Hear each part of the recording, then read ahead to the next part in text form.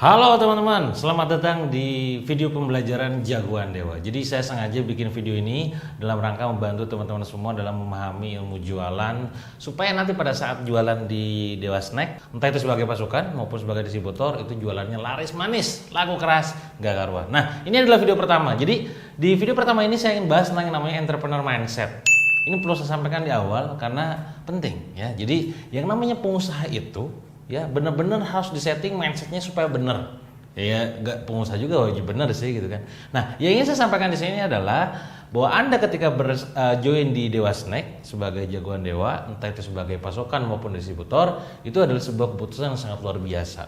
Saya acungi jempol, top marko top pokoknya. Kenapa? Karena tidak semua orang berani melakukan itu. Tidak semua orang berani mengambil yang namanya resiko. Resiko apa yang Anda ambil? Resiko ketika Anda mengeluarkan uang sedemikian rupa, ya sejumlah tertentu, entah itu 1 juta rupiahan mungkin untuk jadi pasukan atau mungkin belasan juta untuk jadi distributor, ya. Nah, dalam kondisi Anda beli itu kan itu produknya belum tentu Anda bisa jual, betul? Itu adalah namanya resiko. Tapi kita meyakini nih mindsetnya apa? Di balik risiko yang besar ada rezeki yang besar, ya. Dan itu adalah sebuah mindset yang harus kita tanamkan. Apa itu artinya? Kalau kita pengen dapetin rezeki lebih besar lagi, penghasilan lebih banyak lagi, income lebih gede lagi, maka resikonya harus lebih besar lagi yang diambil. Makanya kenapa ada orang-orang di luar sana yang dia tuh berani invest duit gede-gedean gitu ya? Karena dia meyakini di balik investasi gedean tersebut ada yang namanya hasil yang juga gede.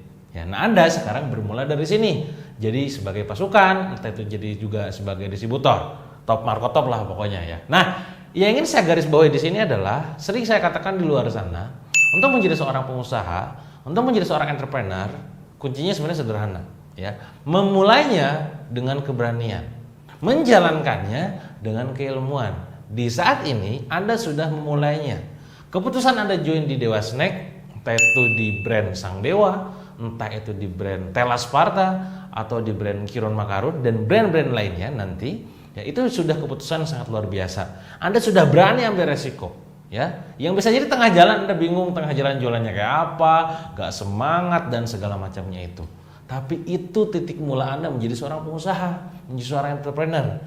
Nah sekarang jalaninnya ini supaya Anda benar-benar sesuai dengan jalan yang tepat, ya, gak melenceng kemana-mana, butuh ilmu. Makanya saya bilang mulainya dengan keberanian, jalaninya dengan keilmuan. Nah ilmu apa saja yang perlu Anda pelajari di sini? Nah nanti akan ada di video-video selanjutnya. Intinya adalah, ya ingin saya sampaikan sekarang, mindset Anda sudah mulai terkompori dalam tanda kutip untuk menjadi entrepreneur dengan melangkah, dengan take action. Nah, hati-hati nih sekarang. Ya, saya ingin ngasih wejangan mungkin ya.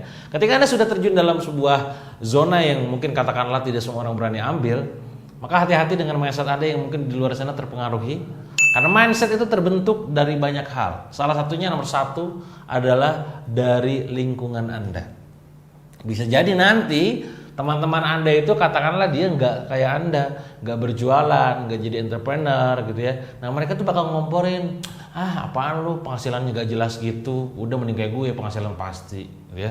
Apaan jualan kayak gitu doang receh, mending gue jelas jualan kayak begini nih misalnya. Nah itu akan ada selalu tuh yang kayak begituan. Jadi sekali lagi hati-hati dengan lingkungan Anda. Karena lingkungan Anda itu saat ini akan mempengaruhi mindset Anda nantinya. Ya, supaya on the track dan tetap berada dalam jalan yang lurus gitu ya, dalam hal ini adalah jadi pengusaha entrepreneur, maka lingkungannya kudu difilter. Bukan pilih-pilih teman, bukan, ya. Tapi kita tidak mengizinkan omongan orang negatif itu masuk ke dalam mindset kita. Secara sadar maupun tidak sadar. Ya. Jadi mulai sekarang nih action plan Anda. Setelah Anda nonton video ini adalah Anda mulai milih teman. Bukan dalam rangka menjauhi mereka, tapi menutup telinga dari omongan negatif mereka ke kita. Ya, karena akan ada aja orang yang kayak begitu. Yang bahaya adalah ketika Andanya sendiri nggak kuat secara mental. Diomongin kayak begitu, teman Anda misalkan ada 10 orang, 8 orang ngomporin Anda untuk resign, 8 orang ngomporin Anda untuk katakanlah udahlah gue usah jualan lagi, apaan jualan snack kayak gitu receh gitu kan, gak jelas pula apa segala macem. Itu nanti kalau 8 orang ngomong ya, 2 orangnya mungkin dukung, 8-nya gak dukung, Anda bisa jadi stop loh tengah jalan. Jadi sekali lagi mulai pilih-pilih teman. Coba Anda bikin sebuah kertas tuh, siapin kertas gitu ya, tuliskan siapa aja teman yang Anda anggap positif, dari segi kata-katanya, segi statusnya, segi vibrasinya dan segala macam. Nah, orang-orang inilah yang akan Anda terus pertahankan. Dan tuliskan juga siapa kiranya orang-orang yang kayaknya gue kalau ngomong sama dia kayaknya banyak gibahnya deh, kayaknya banyak negatifnya deh. Mulai Anda menghindar dari dia. Bukan berarti memutus silaturahmi loh ya. Anda benar-benar menjaga jarak. Itu pun yang saya lakukan. Ya, saya waktu kuliah teman-teman, ini mungkin sekedar informasi dan juga pengalaman buat teman-teman. Saya benar-benar keluar dari lingkungan saya. Di saat orang lain mengerjakan tugas, saya tidak hanya sekedar mengerjakan tugas. Kalau udah beres, selesai tugasnya ya sudah ke yang lain kerja. Kalau saya waktu itu, karena yang lain kalau udah beres tugas biasanya gosip aneh-aneh tuh, gue gak mau gitu. Memutuskan untuk seperti itu gitu loh. Jadi mulai sekarang, pada saat Anda kerjanya udah beres sama orang teman Anda itu, ya udah fokus ke yang lain. Itu ya tadi action plan-nya ya nomor 1. Tuliskan nama-nama orang sekitar Anda yang sekiranya positif, hajar boleh terus lanjutkan. Kalau yang enggak, mulai jaga jarak. Ya, itu dari segi lingkungan. Anda bisa cek juga deh, siapa teman-teman Anda itu. Coba sebutkan 10 orang terdekat Anda. Mulai listing juga tuh. Dari 10 orang terdekat, coba cek 5 terdekat Anda. Dari mana cara tahu terdekat? Lihat aja waktu yang paling sering Anda luangkan dengan dia. Ngobrol kah atau chit-chat kah dan segala macam. Cek penghasilan dia berapa. Ya. Ini bukan berarti mendiskreditkan atau kayak pilih-pilih, sekali lagi ya. Karena pengalaman saya dan teman-teman saya yang dekat itu kan, rata-rata kalau saya ngumpulnya sama orang-orang yang begitu, ya akhirnya begitu secara penghasilan. Kalau Anda pengen mengubah penghasilan Anda, ya mulai ubah lingkungan Anda. Sekali lagi bukan memutus silaturahmi, bukan itu goalnya. Goalnya adalah pengen meningkatkan kapasitas sendiri agar mindset kita tersuntikan hal-hal yang positif. Ketika saya pengen jago nulis, maka saya ngumpul dengan penulis. Ketika saya pengen jago dalam masalah affiliate marketing, ngumpul dengan para affiliate. Kurang lebih kayak begitu. Itu nomor 1. Lingkungan Anda bakal mempengaruhi mindset yang Anda sekarang set dalam pikiran. Itu nomor 1. Kedua, yang berhubungan dengan figur, teman-teman. Figuritas. Apa itu figuritas? Sosok yang Anda idolakan. Sosok yang Anda banggakan. Sosok yang Anda tuh kalau dia tuh ngomong Anda dengar. Ya. Figuritas bisa jadi orang lain yang hebat, bisa jadi orang lain yang sukses, yang Anda anggap sukses. Pokoknya omongannya didengar lah. Dan figuritas bisa jadi adalah orang tua Anda, bisa jadi adalah kakak Anda, bisa jadi adalah orang-orang dekat Anda yang Anda anggap bahwa dia itu, wah ini gue harus dengar. Nah, omongan mereka, bahasa orang Sunda bilang mati, gitu ya. Apapun yang dia omongkan bakal masuk ke dalam pikiran Anda. Maka mulai sekarang, nah kalau orang tua otomatis kan nggak mungkin kita hindari ya, pasti kita anggap sebagai figur. Kakak kita, saudara kita, itu kita pasti anggap sebagai figur. Tapi yang perlu kita seleksi, kita filter adalah orang-orang yang ada di luar sana. Mungkin di ranah virtual, online, digital. Tidak semua akun harus Anda follow kok. Maka mulai sekarang, action plan-nya apa? Coba Anda buka handphone Anda gitu ya. Jadi pamer HP gitu. Nah, Anda cek di following di Instagram, di following di Facebook, di YouTube, di TikTok subscribernya itu, nggak usah asal semua di follow deh. Apa gunanya Anda follow semua orang? Saya di Instagram, saya nggak pernah lebih dari 250 orang. Di TikTok nggak pernah lebih dari 30. Di YouTube itu nggak pernah lebih dari 30. Termasuk di Facebook juga hanya orang-orang sekitar, orang terdekat saya yang saya jadikan sebagai seekers gitu. Kenapa? Karena saya tidak mau mengizinkan otak saya ini dijejeli dengan status-status negatif, gitu loh. Ya sudah, hanya orang tertentu saja gitu. Apakah itu artinya saya unfollow orang dekat itu berarti saya musuhan? Tidak juga. Ya, tidak semua orang yang saya teman dengan dia itu saya follow juga gitu loh, ya. Dan dia udah ngerti gitu. Nah, maka mulai sekarang hati-hati dengan figur orang yang Anda anggap sebagai tokoh, sebagai public figure. Nggak harus di-follow semua.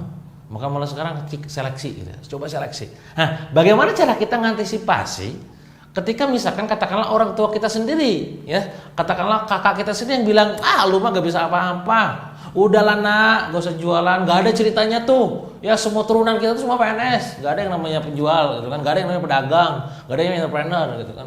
Anda sekali-kali ngomong, mama, papa, ingat ya, 7 turunan memang bapak dan mama ini adalah PNS, saya keturunan ke-8 gitu.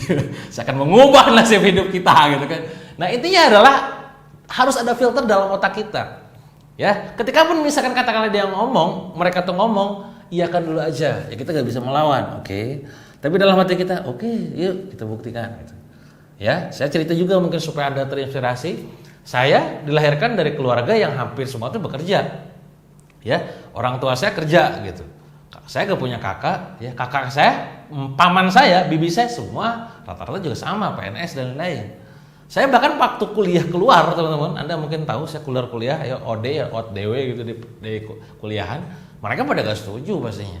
Tapi apa yang saya lakukan? Saya buktikan. Buktiin dengan gimana? Ya gue usah minta-minta pada saat kita katakanlah butuh duit. Bahkan kalau bisa ketika setiap bulan itu kita ngirim duit gitu loh. Bukan berarti kita mata duitan, bukan berarti mereka mata duitan. Ini sekedar pembuktian aja. Insya Allah dengan jalur hidup kita ini sekarang bisa membuktikan kok kita bisa hidup gitu. Ada kehidupan di sini. Sama kayak ketika Anda sekarang jadi reseller, jadi pasokan, jadi distributor. Mereka mendambakan, ya enak jadi PNS itu nanti ada gaji ke-13, pensiunnya segala macam gitu kan.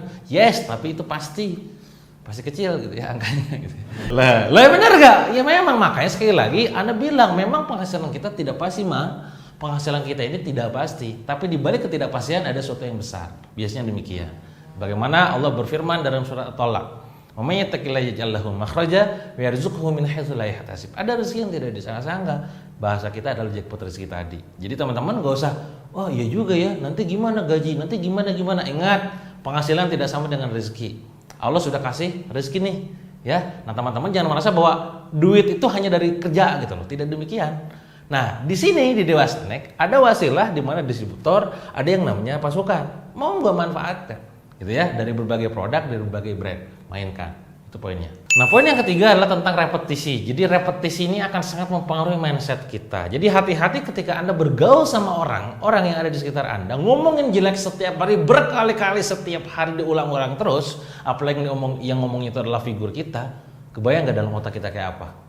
Jadi wajar kalau misalkan mereka Anda hidup di lingkungan yang misalkan mereka ngomongnya tuh terus gitu ya, Anda jadi akhirnya orang yang tidak terberdayakan, tidak punya empowering belief. Hati-hati dengan itu. Jadi sekali lagi saya ulangi lagi, ada 3 hal penting yang harus Anda hati-hati dengannya. Pertama adalah lingkungan Anda, hati-hati pilih-pilih lingkungan, pilih-pilih teman. Kedua adalah figuritas yang Anda idolakan, yang Anda anggap sebagai tokoh, anggap sebagai figur. Yang ketiga adalah repetisi omongan dari orang-orang yang ada di sekitar Anda, dari buku yang Anda baca, dari status yang Anda baca. 3 hal ini jagain. Agar apa? Agar Anda senantiasa stay on the track, berada dalam jalur entrepreneur. Di mana dalam jalur entrepreneur ini penuh dengan ketidakpastian. Dan di dalam ketidakpastian ada sesuatu yang besar. Ya kayaknya itu.